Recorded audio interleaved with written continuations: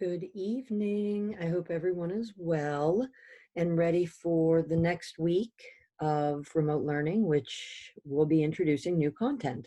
So I've provided a couple resources for you and some supports in our Canvas course, which I'm going to walk you through now. So again, office hours are listed here. We have switched from Zoom to Microsoft Teams. So if you want to join office hours, you'll just click the link that says Join Team.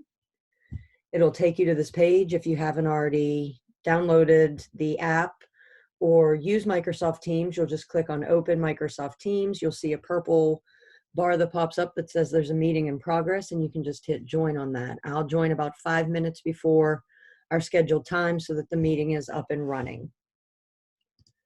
If you're interested in what we're calling Phase 3, which is the introduction of new content, you'll click the big purple button here. And as you can see, the video that I'm making for you right now will be dropped in here. But as you can see, I've set it up the same as I set up the last 2 weeks. So 3 mini lessons in a launch, explore, and summarize format.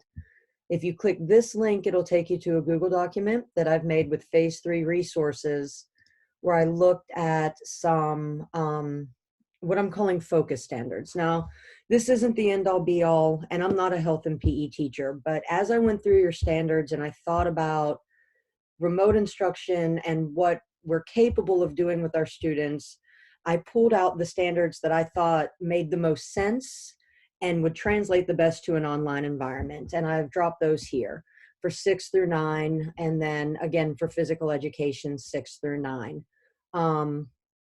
I did avoid any standards that deal with family life, reproductive system, sex ed, all of that.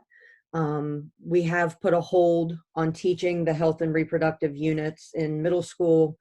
I'm assuming that that's been put on hold in the high school too. And the reason for that is one, the content is difficult, and two, kids can opt out. And so then that creates a situation where you as a teacher would have to make 2 separate lessons for those kids that are doing the health and reproductive unit and those kids that have opted out. And so it'll just be easier if you push that unit to the end of the year when we're face to face, and either go on to the unit that's after it or reteach some material or focus more heavily on something in a unit that you're working on now.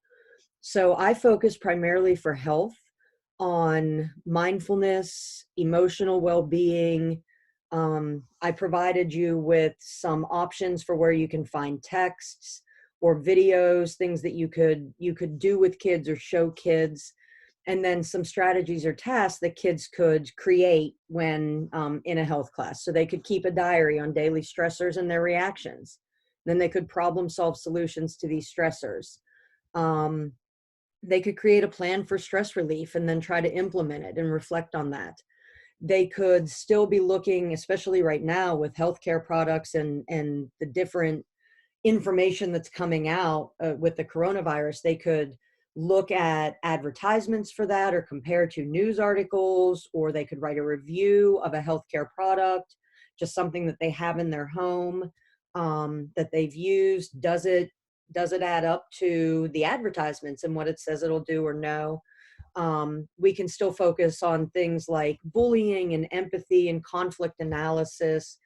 Nemours has a lot of great health related lessons that come with articles. They also are closed captioned, so they'll or sorry, not closed captioned, they'll read them out loud, and most of them are in Spanish too. So I found that this has been a really helpful site. Newsela or Newsela is another one that I like. You can download articles that are current events or informational text. You could find current events that you could ask kids to read about in that and then share that with them. They also come with pre-made questions that you could use. And then for PE, again, like what we've talked about, I think the most important thing for kids right now is to get them active. I talked to a friend of mine who is homeschooling his kids right now in Colorado. And every morning they get up and they watch a video on YouTube of a guy doing Tai Chi, and the kids are learning Tai Chi just on their own, but that's how they start their day. So you could do something like that. I've talked to a lot of PE teachers that are using the choice boards, or they're videoing themselves doing different exercises and having the kids emulate that and work through that. So again, anything that we can do to keep the kids, one, in a healthy frame of mind. So really focusing on that mental well-being, and two, keeping them active and engaged and moving, I think will be really important. Also, as an aside, just in PE and in health, I did pull the units on, or I did avoid, I guess I shouldn't say pull, I did avoid the standards on nutrition.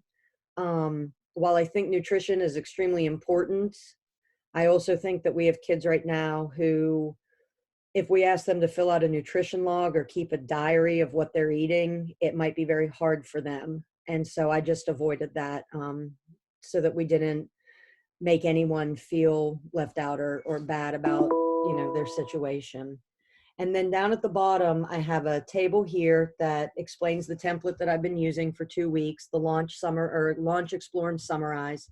It's a very simple template, but I think it's very effective for online instruction. This is generic. It's being used for world language, social studies, and health and PE. So you might see things in here that say speak in the target language and record it, which are going to have nothing to do with health and PE. But then perform an exercise and record it would. So just remember that this is for 3 different subject areas, but there's information in here that you can use. So the launch provides students with that background information, do something to activate their background knowledge and their schema, get them thinking about the lesson or excited about it. Explore, they could be looking at news stories or watching videos, engaging with infographics and journals or advertisements. And then summarizes, where they demonstrate mastery of the targeted skill. So it could be a video of them doing an exercise. It could be a finished diary for the week of stressors. It could be an infographic or a public service announcement or a flyer on bullying or empathy that they hang around the school. And I hang around the school for right now, but they could share it on social media or something like that. So anything that you need from me, let me know. I'm here to support you. If you can't join me during office hours, reach out to me via email or via text, and we'll chat and work through it. But thank you so much for everything you're doing for our kids, and keep up the good work. I appreciate you guys. Bye.